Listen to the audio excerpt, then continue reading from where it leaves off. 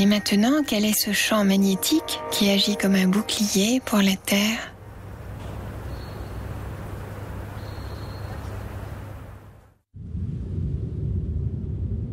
Il y a une zone de notre planète où aucun homme n'est allé.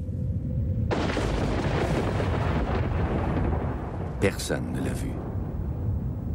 Et pourtant, ce qui s'y passe nous concerne tous, chaque jour de notre vie. Cette zone, qui se trouve à 2900 km sous nos pieds, c'est le noyau en fusion de la Terre. Là où un océan de fer liquide génère un champ invisible. Le champ magnétique terrestre. Il protège la planète entière des dangers de l'espace. Mais les scientifiques ont fait une alarmante découverte. Un orage couve au plus profond de la Terre et il pourrait détruire notre précieux bouclier magnétique.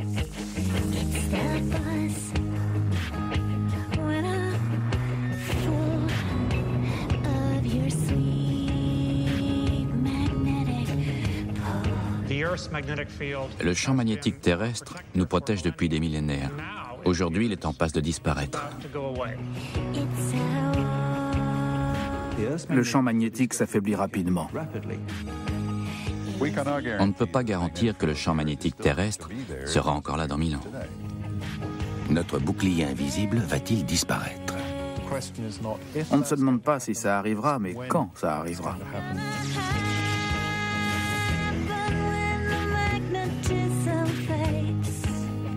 La Terre peut-elle vraiment perdre son champ magnétique? Qu'arrivera-t-il alors?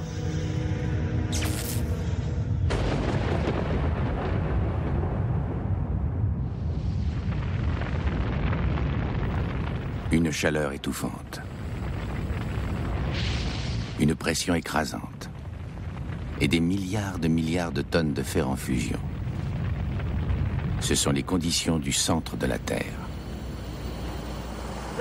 Nous sommes devant le haut fourneau de Bethlehem Steel Corporation. Et c'est ce qui se rapproche le plus des conditions du noyau de la Terre, ici, à la surface. Le noyau de la Terre sera toujours inaccessible. Mais le géophysicien Peter Olsen sait que son influence s'étend à toute la planète. À mi-chemin environ du centre de la Terre, on atteint la partie externe du noyau. Une immense boule de fer liquide en fusion. C'est là qu'est généré le champ magnétique de la Terre.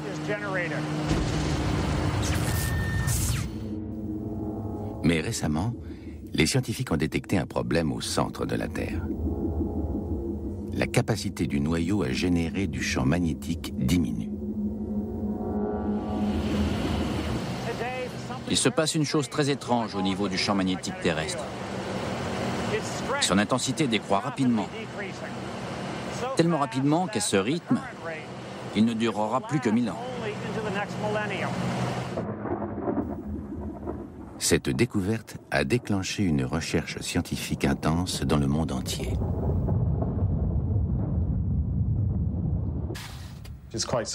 C'est surprenant qu'on en sache aussi peu sur le champ magnétique terrestre et la façon dont il est généré. C'est une question intrigante à laquelle il faut répondre. J'ai souvent rêvé de voir le champ magnétique. Je suis attiré par ces mystères. À mesure que les scientifiques explorent la complexité du magnétisme, ils réalisent que ce qui se passe au centre de la Terre pourrait modifier notre monde.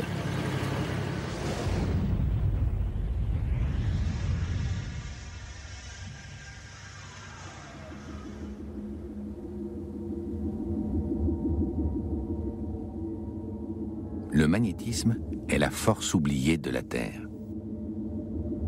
Nous subissons la force de gravité exercée par notre planète, mais nous ne nous rendons pas compte du champ magnétique qu'elle génère également.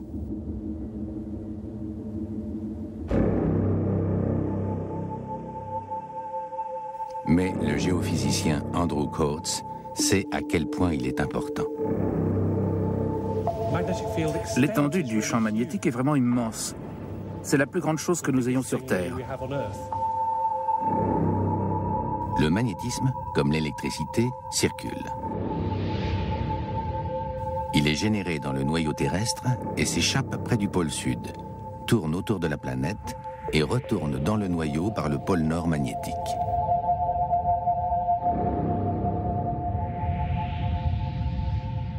C'est le champ protecteur de la Terre. Sans lui, nous serions en danger. Il nous protège de la radiation spatiale, à l'instar de ces cabines qui nous protègent des intempéries terrestres. Le champ magnétique terrestre nous protège des intempéries spatiales et des radiations. La météo spatiale est mauvaise. Les vents qui soufflent dans la galaxie sont radioactifs, les plus dangereux venant d'étoiles qui explosent ou de trous noirs qui se désintègrent.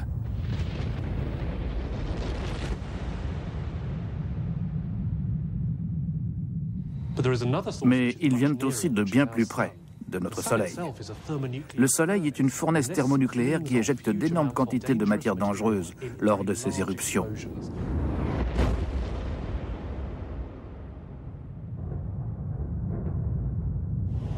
Dans certains cas, une masse équivalente à l'Everest se dirige sur nous. Le Soleil éjecte périodiquement des milliards de tonnes de particules chargées. C'est le vent solaire.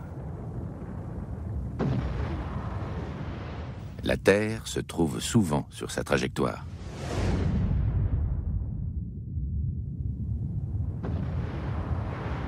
Mais le magnétisme dévie les particules chargées. Le vent solaire ne parvient donc pas à franchir le bouclier magnétique de la Terre et la contourne sans la menacer. Les seules incidences pour nous sont les lumières des pôles, ces aurores polaires provoquées par les particules solaires piégées par notre champ magnétique et attirées par les pôles une fois dans l'atmosphère.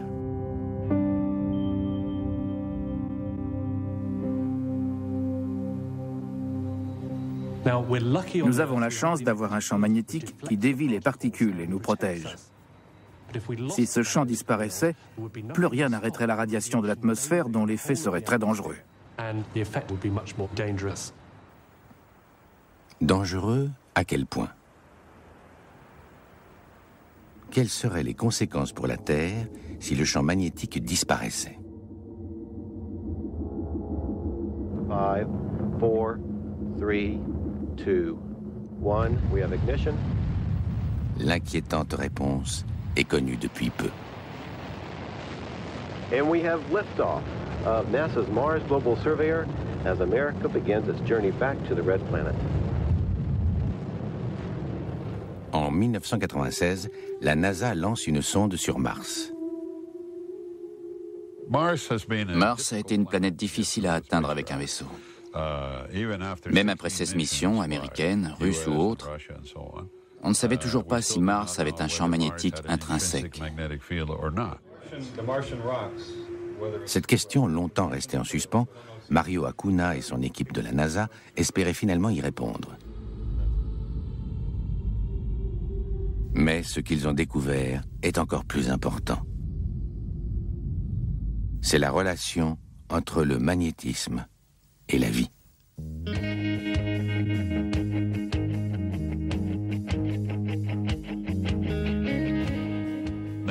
La nature nous réserve des surprises qui dépassent notre imagination.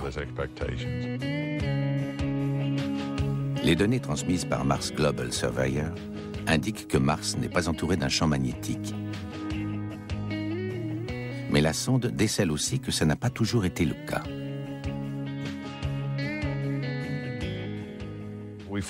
On a trouvé d'immenses champs magnétiques dans la croûte. Et Mars s'est révélé être une planète inattendue et inconnue. Le noyau de Mars ne génère aucun magnétisme. Et pourtant, de larges zones en surface sont extrêmement aimantées. Sa croûte est surtout composée de lave gelée datant de l'époque à laquelle Mars était recouverte de volcans.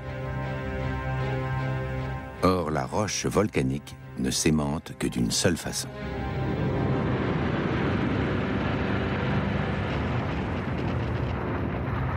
Si la lave refroidit à l'intérieur d'un champ magnétique, la magnétite qu'elle contient s'oriente dans sa direction. Et la roche volcanique sera elle-même aimantée. L'aimantation de la croûte martienne prouve donc que lors des coulées de lave, Mars avait un champ magnétique.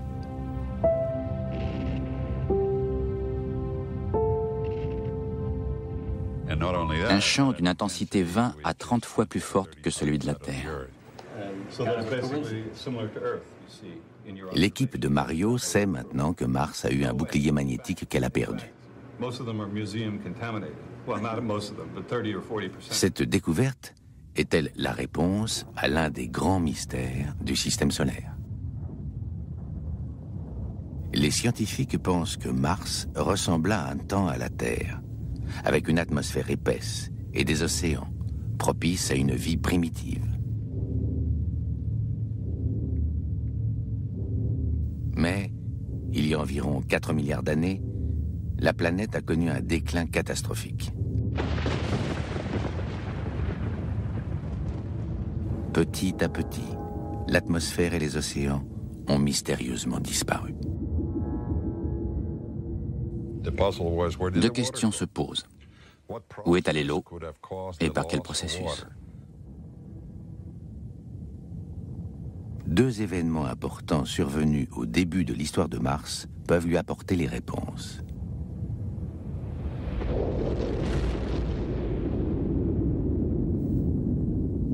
On a découvert deux grands bassins d'impact dans l'hémisphère sud de Mars, Hellas et Argyre, qui n'ont aucun champ magnétique. Dans ces bassins d'impact de deux énormes météorites, les roches ne sont bizarrement pas aimantées. C'est surprenant, car les impacts ont dû faire fondre la croûte. Et quand elle a refroidi à nouveau, les roches auraient dû être aimantées par le fort champ magnétique de Mars. Il n'y a pourtant aucune aimantation dans Hellas et Argyre. Ce qui veut dire que ces bassins ont été formés après que Mars ait perdu son champ magnétique. On estime que les impacts ont eu lieu il y a plus de 4 milliards d'années.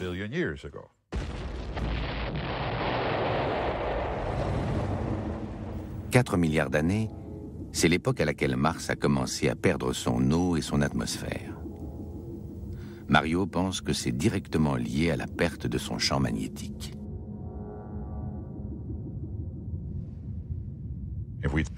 Si on détruit le champ magnétique, le vent solaire arrive directement dans l'atmosphère de Mars. Et le processus est équivalent à l'érosion dans le désert. Le vent souffle et emporte le sable. Sur Mars, il emporte les particules atmosphériques.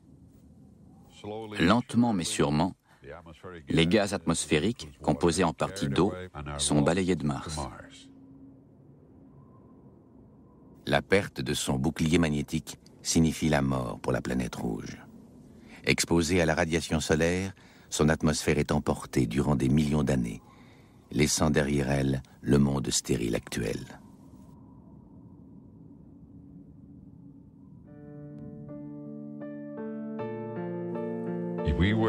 Si on détruisait le champ magnétique de la Terre, il se passerait la même chose. L'atmosphère serait exposée aux effets érosifs du vent solaire et serait lentement emportée. Le destin de Mars suggère que sans la protection de son champ magnétique, la Terre deviendrait aussi une planète morte. Ce qui rend encore plus inquiétant le fait que son champ disparaisse si rapidement.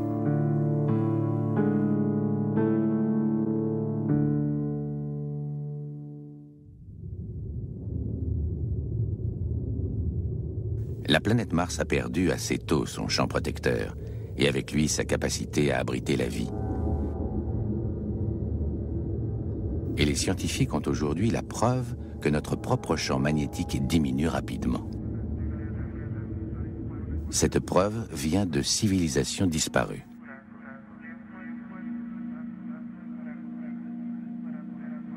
Les hommes font des poteries depuis des milliers d'années. Elles apprennent beaucoup aux archéologues. Mais elles ont une autre histoire à raconter. La poterie est une sorte d'enregistreur du champ magnétique terrestre ambiant lors de sa fabrication. Une poterie ancienne est une capsule temporelle magnétique.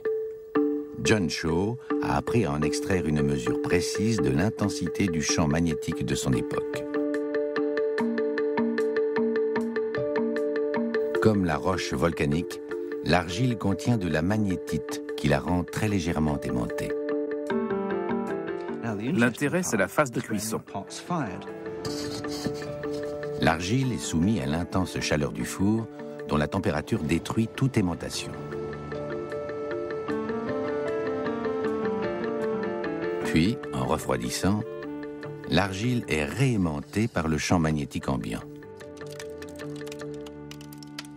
Chaque poterie contient l'enregistrement du champ magnétique terrestre au moment et à l'endroit où elle a été cuite. Prenons par exemple cette poterie qui vient du Pérou. Elle a refroidi après cuisson dans le champ magnétique terrestre ambiant et a été aimantée. Bien entendu, si le champ est très intense, la poterie sera fortement aimantée. Et si le champ est très faible, la poterie sera faiblement aimantée. En étudiant des poteries de la préhistoire jusqu'à nos jours, John a découvert combien le champ magnétique avait changé au cours des derniers siècles. En faisant la synthèse des résultats, on obtient ceci. De légers changements autour de 12 000 ans, une légère croissance, puis un rapide déclin jusqu'à nos jours.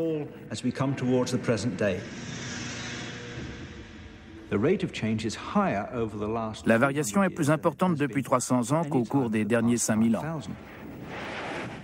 Le champ intense devient un champ faible, et cela très rapidement. En 300 ans, le champ a perdu 10%. Si l'accélération continue, le champ aura disparu dans quelques siècles. La Terre aura-t-elle le même sort que Mars? La réponse ne peut se trouver qu'à un endroit. L'inaccessible zone où le champ magnétique est généré, son noyau.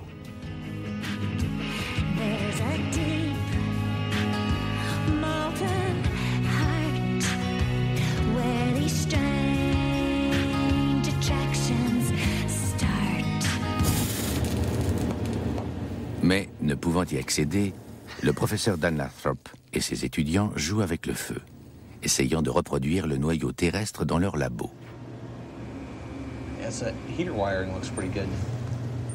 Ils veulent trouver ce qui maintient le champ magnétique et ce qui pourrait entraîner sa disparition. Ils reproduisent le liquide du noyau avec du sodium, plus facile à faire fondre que le fer. C'est une opération dangereuse. Le sodium à température ambiante est un métal très mou. Et quand on le chauffe à environ 90 degrés, il devient liquide et on commence les expériences. Mais le labo devient dangereux. Si on met du sodium avec de l'eau, ça fait des explosions et des rejets brûlants. Vous voyez ici une sphère qui contient environ 110 kg de sodium. L'expérience consiste à faire tourner cette sphère de la même manière que la Terre et mesurer le champ magnétique qu'elle génère en propre. Ils essaient de créer une dynamo électromagnétique autonome, car ils pensent que la Terre en est une.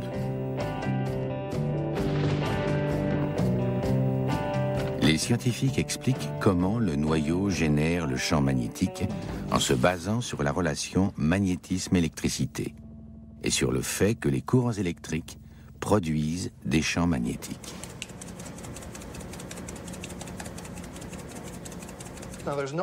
Au départ, il n'y a pas de courant électrique dans la bobine. La limaille de fer tombe au fond. Mais si on envoie du courant, vous pouvez voir la limaille s'aligner avec le champ magnétique produit par le courant dans la bobine. Ce seraient donc bien les courants contenus dans la partie liquide du noyau terrestre qui donneraient naissance au champ magnétique.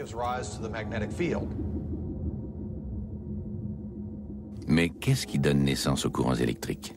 C'est là que ça devient complexe.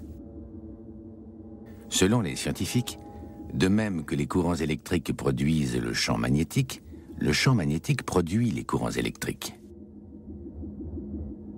Le secret, c'est que le métal liquide du noyau est en mouvement constant. Avec un conducteur en mouvement et un champ magnétique, les courants s'établissent à l'intérieur du conducteur. Dans la Terre, le conducteur en mouvement, ce sont des milliards de tonnes de fer en fusion. Mais le résultat peut être expliqué simplement.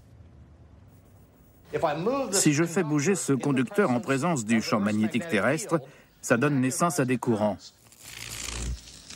Ces courants, à leur tour, donnent naissance à des champs magnétiques. C'est une étrange boucle qui se met en place dans le noyau terrestre. Un peu de champ magnétique, couplé au mouvement du liquide, donne naissance à des courants circulant dans le noyau. Ces courants produisent plus de champs magnétiques qui produit plus de courants, etc. C'est cette boucle qui peut être à l'origine du champ magnétique. Si ça marche dans la Terre, ça devrait marcher au laboratoire.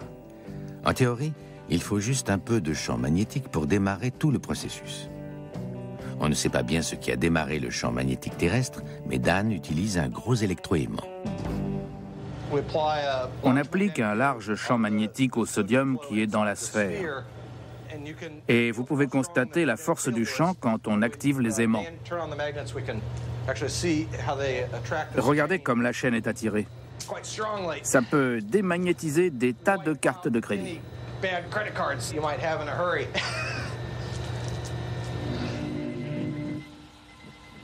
Si la théorie de la dynamo électromagnétique est exacte, le champ généré par le noyau miniature sera plus fort que le champ de départ. Le magnétisme s'intensifiant rapidement grâce au mouvement du sodium liquide.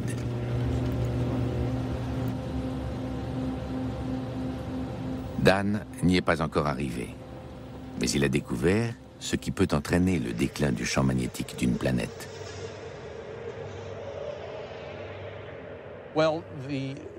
Nos différentes expériences ont montré que le liquide en mouvement est essentiel à la naissance du champ magnétique.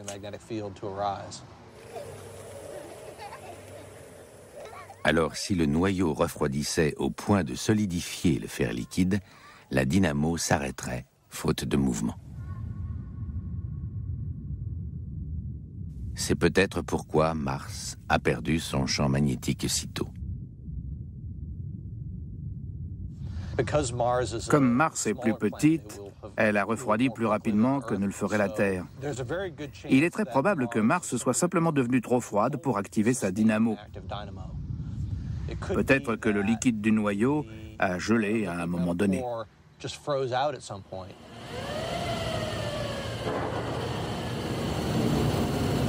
Mais ce qui est arrivé à Mars arrivera un jour à la Terre. Le noyau terrestre refroidit très lentement, d'environ 25 degrés par milliard d'années. Alors un jour, il gèlera et la dynamo s'arrêtera.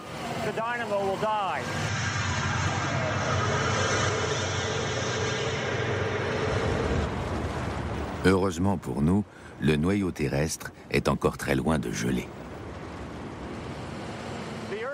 Le champ magnétique de la Terre est là depuis au moins 2 milliards d'années. S'il a duré si longtemps, c'est parce qu'il puise son énergie dans la chaleur héritée du noyau lors de sa formation. La Terre pourra donc garder son champ magnétique pendant encore des milliards et des milliards d'années. Avec suffisamment de chaleur en réserve pour faire marcher la dynamo pendant encore des milliards d'années, ce n'est pas un manque d'énergie qui provoque la disparition de notre bouclier magnétique. Un autre processus doit être en marche très loin, sous nos pieds.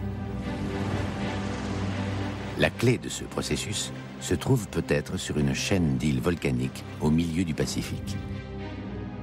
Ici, l'enregistrement magnétique ne remonte pas à des milliers, mais des millions d'années.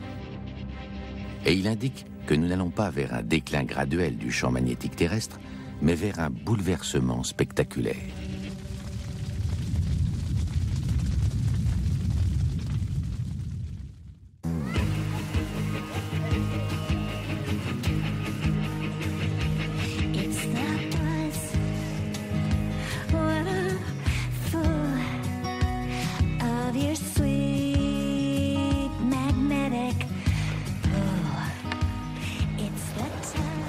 Hawaï, où la chaleur qui entraîne la dynamo magnétique du noyau remonte à la surface. Ce qu'on a découvert ici pourrait expliquer pourquoi notre champ magnétique diminue si vite.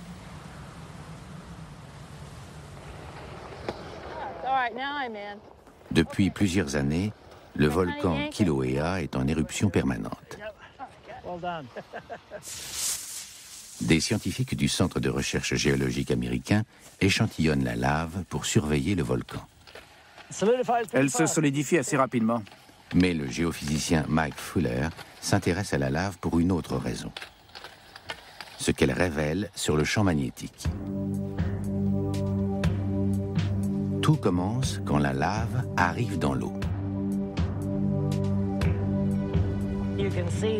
Vous pouvez voir les coulées volcaniques qui sont arrivées jusqu'ici. La plupart du temps en tube de lave. Maintenant, on commence à la voir aller dans l'eau et former la toute nouvelle partie de la chaîne hawaïenne.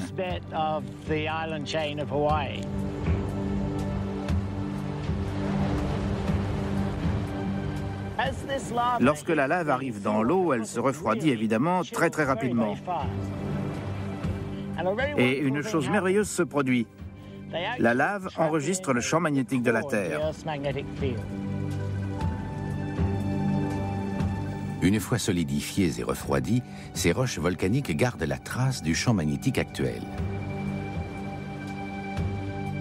Mais les volcans d'Hawaï sont en activité depuis des millions d'années, formant les îles. Chaque coulée de lave garde la trace du champ magnétique au moment de l'éruption.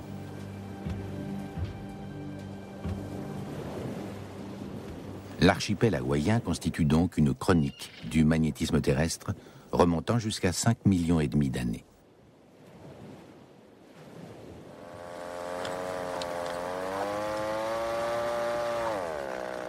Elle montre qu'il y a eu de nombreuses fluctuations de l'intensité du champ, mais ce n'est pas le plus important.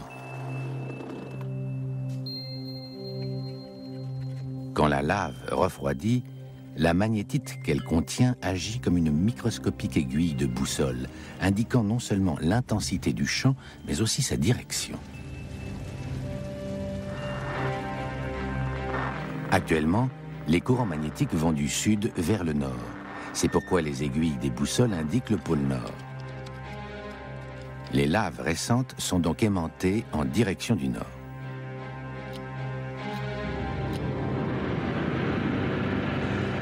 Mais en étudiant des laves plus anciennes, les scientifiques font une découverte extraordinaire.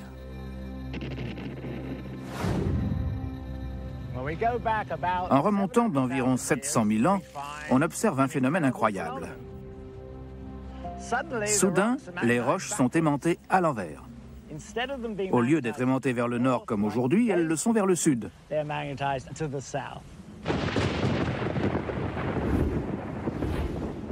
Il y a 780 000 ans, les laves hawaïennes ont dû refroidir dans un champ magnétique ambiant orienté vers le sud.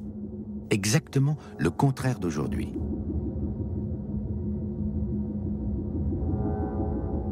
Ce qui implique qu'à un moment donné, le champ magnétique de notre planète s'est inversé.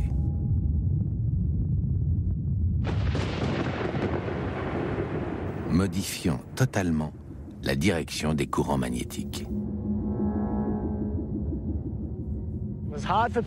Les gens ont eu du mal à accepter l'idée que le champ s'inverse effectivement. Il a fallu 50 ans pour arriver à les en convaincre. Mais on a réussi à le prouver grâce au travail effectué sur cette île. Parce qu'en allant encore plus profond, on observe que tous les 200 000 ans, la polarité change à ce rythme. En étudiant des échantillons de lave de plus en plus vieux, les scientifiques observent de plus en plus d'inversions. Tous les 200 000 ans. C'est devenu une évidence que le champ s'inversait effectivement.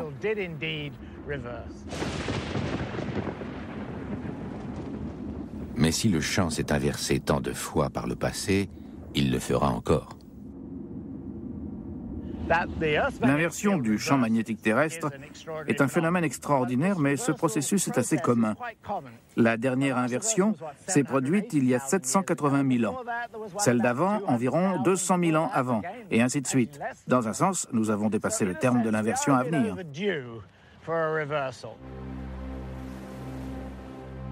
Est-ce pour cela que le champ terrestre diminue? Se prépare-t-il une inversion? Les scientifiques ont cherché un lien entre le changement d'intensité et le changement de polarité.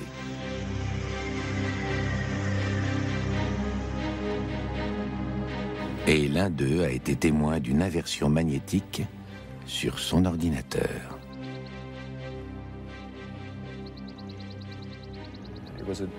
C'était une question intrigante. Il fallait apporter une réponse. Et les ordinateurs devenaient assez puissants pour résoudre toute une série d'équations décrivant la convection dans le noyau terrestre et la façon dont ce mouvement génère un champ magnétique. Dans les années 90, le physicien Gary Glaxmeyer s'embarque dans une expérience très ambitieuse. Il rentre toutes les données scientifiques sur le noyau en fusion dans un programme informatique. Puis il laisse le programme tourner pour voir comment le champ magnétique évolue durant des centaines de milliers d'années.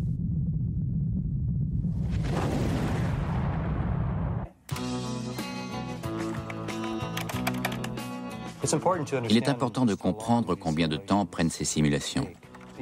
À chaque fois que l'ordinateur résout les équations, le résultat final avance d'un cran, et un cran équivaut à 10 jours.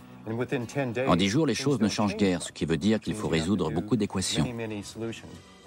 Il faut les résoudre des millions et des millions de fois pour pouvoir simuler les centaines de milliers d'années dont on avait besoin. Un cas peut faire mouliner 6 mois les ordinateurs les plus rapides du monde. J'utilisais des superordinateurs du département de l'énergie, de la NASA et de la Fondation nationale de la science. Et dès que j'arrivais, je m'assurais d'abord que les ordinateurs fonctionnaient toujours. J'ai fait ça chaque jour, 7 jours sur 7, pendant plus de 4 ans. Et je me souviens qu'à un moment donné, au printemps, j'étais allé faire des conférences dans des universités.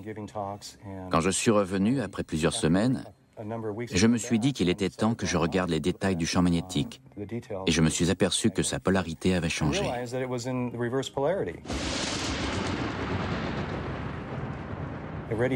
Elle avait vraiment changé. Je ne m'y attendais pas.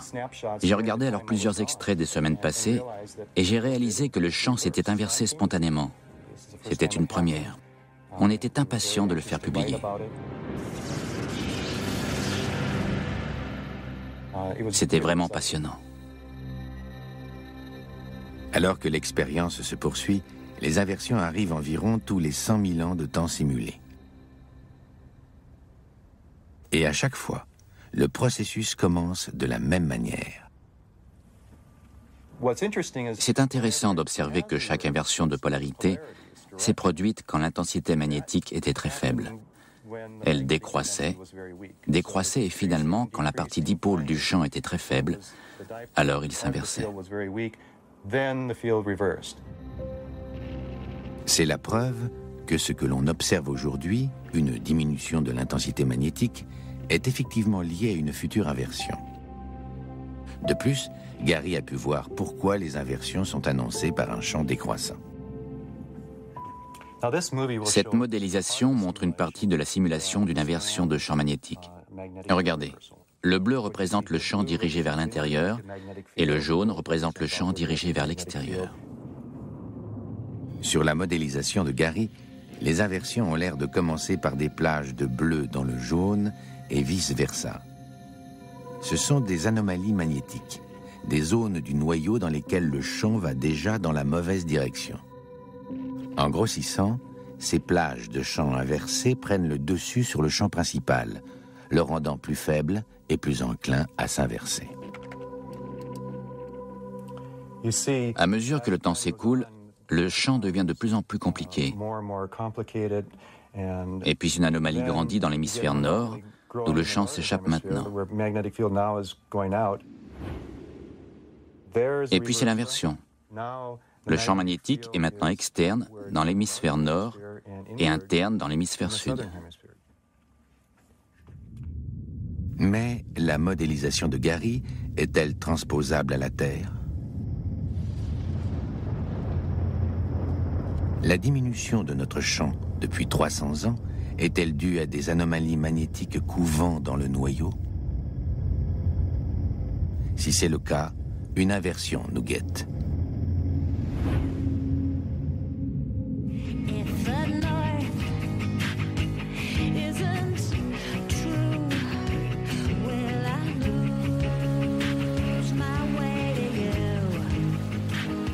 Or, il existe des écrits détaillés qui couvrent très exactement ces 300 ans. Ce sont les livres de bord de la Marine royale. Comme l'a découvert le géologue Jeremy Bloxham, les marins des 18e et 19e siècles étaient obsédés par le champ magnétique. Au temps de James Cook, quand il faisait ses explorations, la boussole était l'outil de navigation principal. Cependant, l'aiguille d'une boussole n'indique pas le vrai nord, le pôle nord géographique, mais le nord magnétique.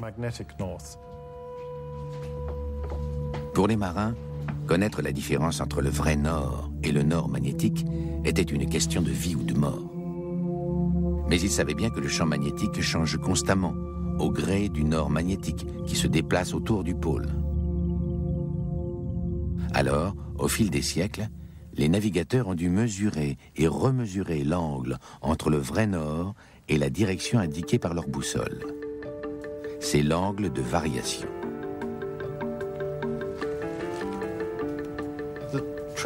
La difficulté était de trouver le vrai nord, et il le faisait en regardant le soleil à midi, quand il est au plus haut dans le ciel, ou bien en regardant l'angle du soleil au lever et au coucher. Là, le 8 juin 1770, on a une variation magnétique de 4 degrés 53 minutes est. Des milliers d'observations méticuleuses comme celle-ci ont aidé Jeremy à réaliser un film en accéléré du champ magnétique durant les 3 derniers siècles.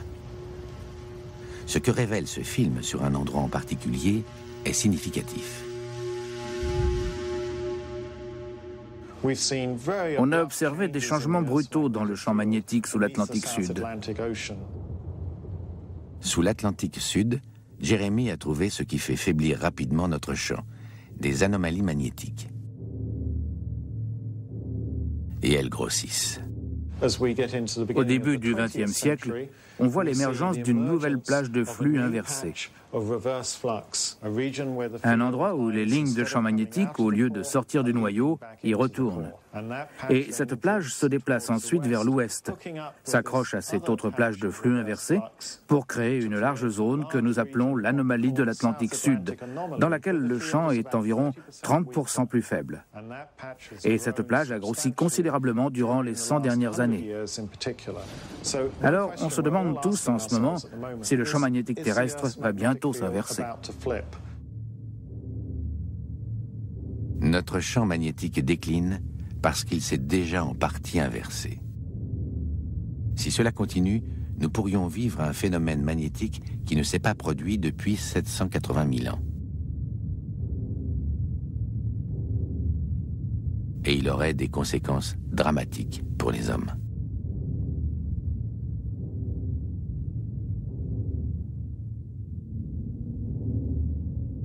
Il y a un trou dans le champ magnétique de la Terre et il s'agrandit. Sous l'Atlantique Sud, les lignes de champ magnétique vont dans le mauvais sens et affaiblissent notre bouclier. Les modélisations numériques indiquent que ça pourrait être le début de l'ultime orage magnétique, une inversion totale du champ. Il n'y a aucun doute quant à une nouvelle inversion du champ magnétique terrestre. On ne se demande plus si ça va arriver, mais quand ça va arriver. Durant ces dernières centaines d'années, l'intensité du champ magnétique terrestre a diminué.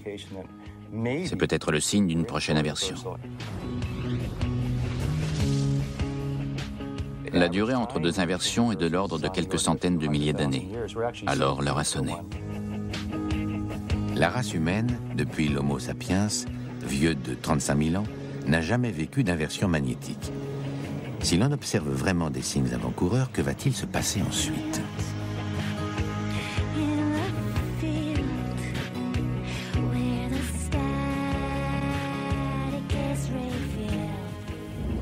Le géologue Rob Coe a peut-être la réponse. Il a passé des années à étudier les inversions. Je suis venu pour la première fois à Steens Mountain il y a 25 ans. Et quand on a roulé jusqu'au sommet, on n'avait aucune idée de ce qu'on allait voir.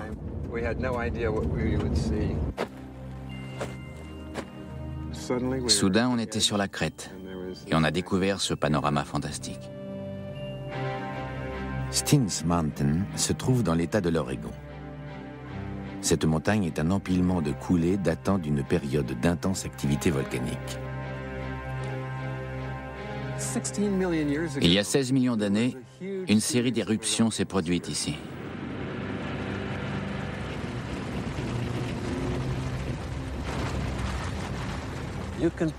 Il y a des centaines de coulées superposées dans cette paroi. Les traits délimitent les différentes coulées. Ça fait plus de 914 mètres de hauteur.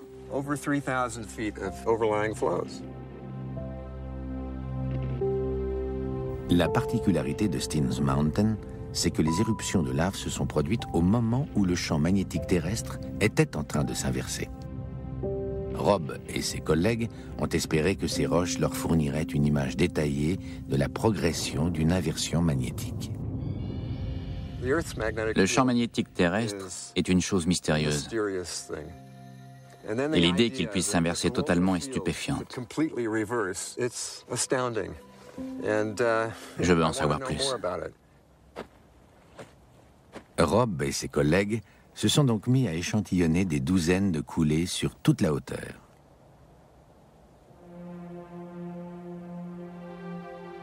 Ils ont observé que les couches inférieures étaient aimantées à l'envers et indiquaient le sud. Les couches supérieures, près du sommet, étaient aimantées vers le nord. Les couches intermédiaires témoignaient d'un chaos magnétique. L'inversion a duré plusieurs milliers d'années. Mais le plus surprenant, c'est l'activité du champ durant ce temps. Au début de l'inversion, l'intensité du champ terrestre a diminué de façon dramatique, de 80 ou 90%. Au cours de sa disparition, le champ a agi très irrégulièrement. Pendant environ 300 ans, la direction du champ a changé constamment pour finalement opérer un virage à 180 degrés vers le nord et recommencer à s'intensifier.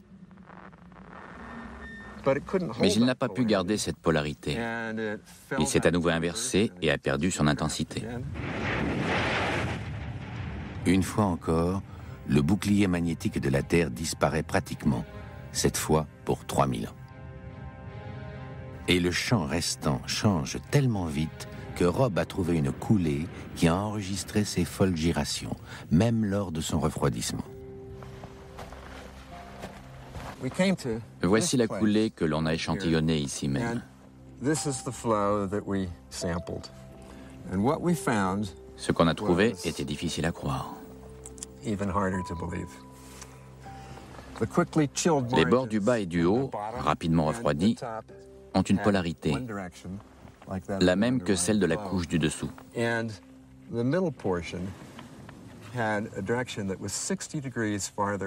Tandis que le milieu a une polarité qui varie de 60 degrés. C'est comme si le champ s'était déplacé de 60 degrés pendant que la coulée refroidissait. Si vous faites le calcul, ça fait 6 degrés par jour.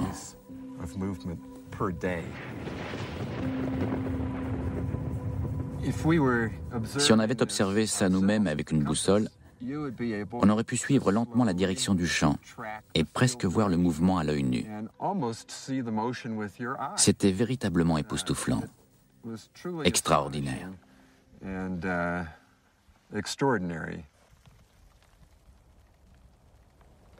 Si on se base sur les laves de Steens Mountain, la prochaine inversion entraînera des siècles de chaos magnétique, avec un nord magnétique changeant chaque jour de direction. Durant cette longue période, le champ magnétique sera trop faible pour nous protéger, et cela aura des conséquences sur la santé humaine. L'intensité du champ magnétique faiblira. Il sera peut-être 10 fois, peut-être 100 fois plus faible qu'aujourd'hui, et il laissera passer plus de radiation cosmique. On ne sera plus protégé de la radiation solaire et galactique qui pénétrera directement dans l'atmosphère. Ce qui veut dire que la radiation à la surface augmentera aussi. On estime qu'on sera 2 fois plus exposé à la radiation cosmique. Et dans certains endroits, ça pourrait être pire. Aujourd'hui, le champ magnétique canalise la radiation spatiale vers les pôles nord et sud où peu de gens vivent. Mais quand le champ principal disparaît, le faible champ qui reste a une structure bien plus complexe. Au lieu de 2 pôles magnétiques, il peut y en avoir 4 ou même 8 se déplaçant lentement sur la surface de la Terre. La structure du champ magnétique ne sera pas la structure dipôle que nous avons aujourd'hui, régulière et lisse, qui dévie les particules chargées et la radiation cosmique vers les pôles.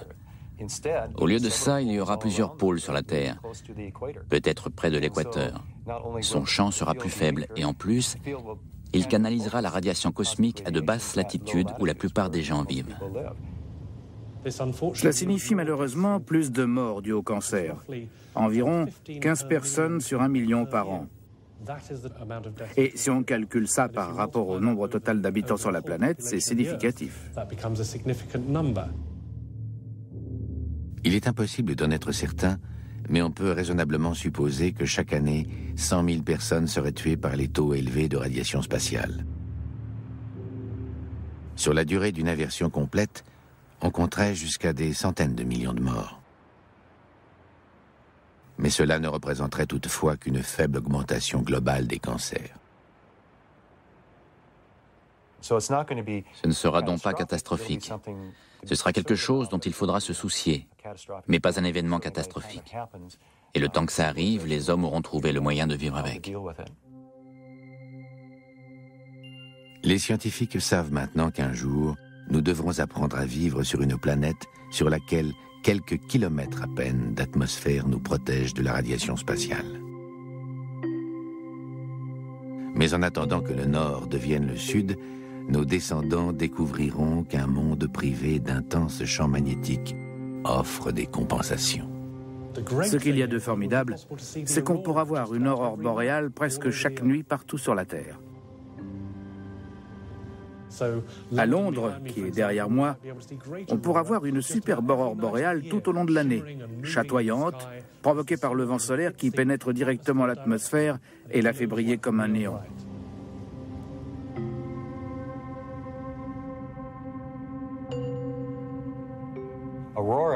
Les aurores boréales, ça sera captivant. J'imagine un champ magnétique très dynamique en dehors de la Terre durant la prochaine inversion. J'aimerais beaucoup être témoin d'une inversion, mais cela voudrait dire que je vive bien plus longtemps que prévu. En fait, c'est l'une des grandes tragédies de la vie. On ne voit jamais comment les choses fonctionnent. J'aimerais vraiment savoir comment ça se passe et pourquoi. Et quand ça arrivera à nouveau.